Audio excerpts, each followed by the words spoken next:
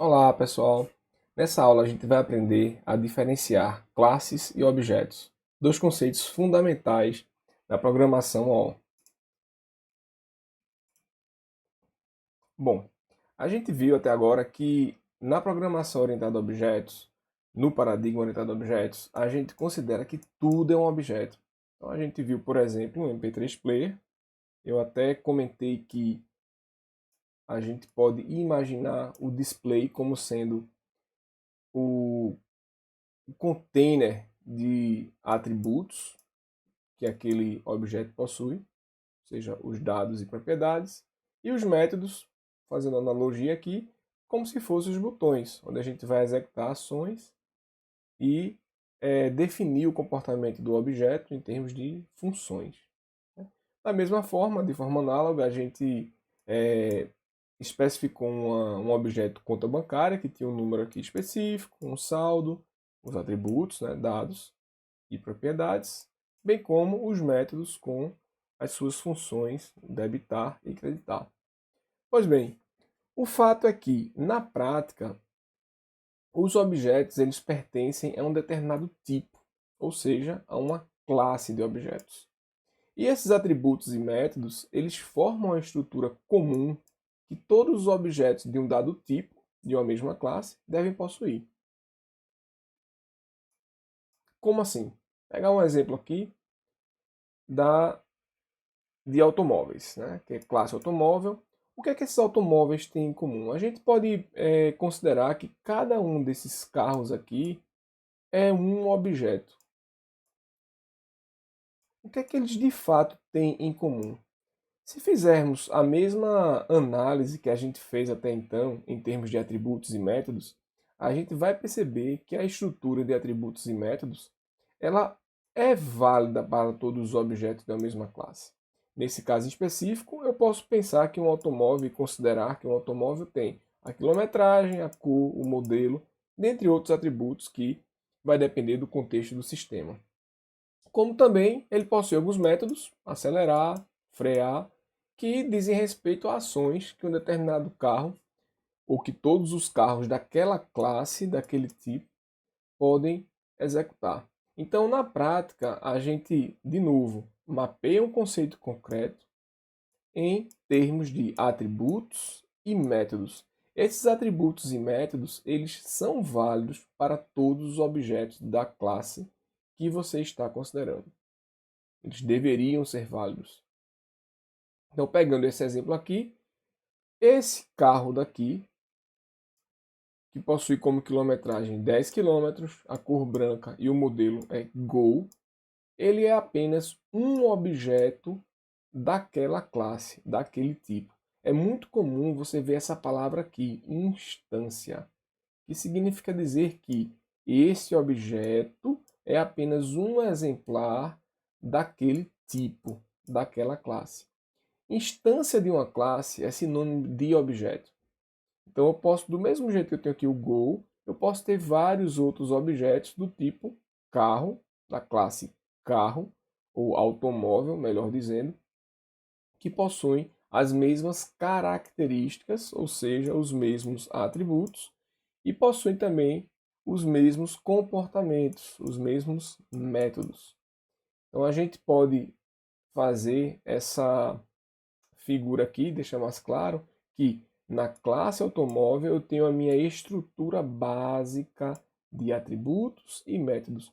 Notem que na classe eu não tenho os valores dos atributos, como é o caso daqui, ó. Eu não tenho esses valores. Eu tenho apenas a especificação do que um objeto ou uma instância daquela classe possui em termos de atributos e métodos. Ou seja, todos os objetos da classe automóvel, neste exemplo aqui, eles possuem como atributos quilometragem, a cor e o modelo. E possuem como métodos o método acelerar e o método frear. Todos os objetos dessa classe. Porém, os valores desses atributos, os valores dessas propriedades, vão variar de acordo com o objeto. Como é o caso aqui, por exemplo, a cor é vermelha, a cor é branca, a cor é preta, a cor é prata. para cada um dos objetos em questão, eu vou ter os valores dos meus atributos que formam essa estrutura da minha classe, que foram especificados pela minha classe. Eu costumo fazer uma analogia da classe como se ela fosse uma forma, que a partir dela eu consigo construir os objetos com diferentes valores dos seus atributos. Então, a analogia aqui que eu faço é que a classe é como se fosse uma forma, e a partir dessa forma eu consigo construir várias instâncias dessa classe. Aqui, por exemplo, tem uma forma que especifica minimamente a altura que um bolo feito a partir dessa forma vai ter, se é um bolo com furo, nesse caso aqui é um bolo com furo. Então aqui é uma forma, ela só especifica os atributos, as características dos objetos que fazem parte ou que serão construídos a partir desta classe, a partir desta forma.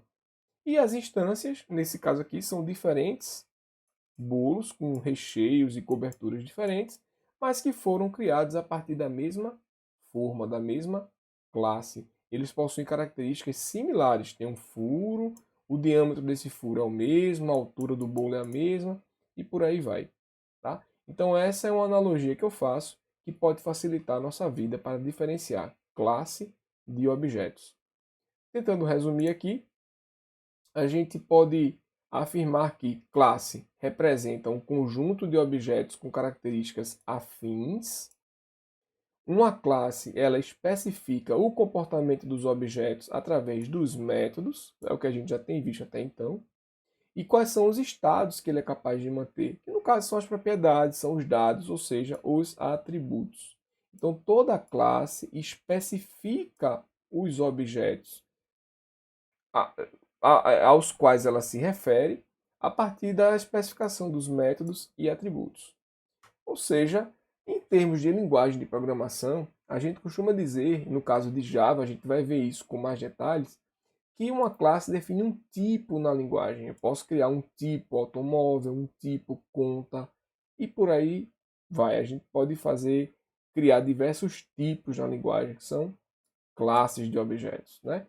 E, por outro lado, o objeto é uma instância de uma classe a partir da forma, como eu falei anteriormente, daquela analogia, a partir da classe que eu especifico os atributos e métodos, eu posso criar várias instâncias de objetos. Ou seja, ele é a materialização dos valores dos atributos. Notem que no exemplo anterior, aqui, eu tenho os valores dos atributos no meu objeto. Cada objeto tem os seus próprios valores de atributos. Porém, a estrutura comum, ou seja, a especificação de quais atributos eles vão ter e quais métodos eles vão ter, é um papel, é especificado na classe. Né? Então, voltando para cá, o nosso resumo, o objeto é a materialização dos valores dos atributos e o estado do objeto, que seriam os atributos, ele é encapsulado, a gente vai ver um pouco mais, vai discutir um pouco mais sobre esse conceito de encapsulamento, e ele deve ser modificado, ou em muitos casos só deve ser modificado, pelos métodos do próprio objeto. É o que acontece com a classe conta, por exemplo, que a gente viu, ou o próprio automóvel.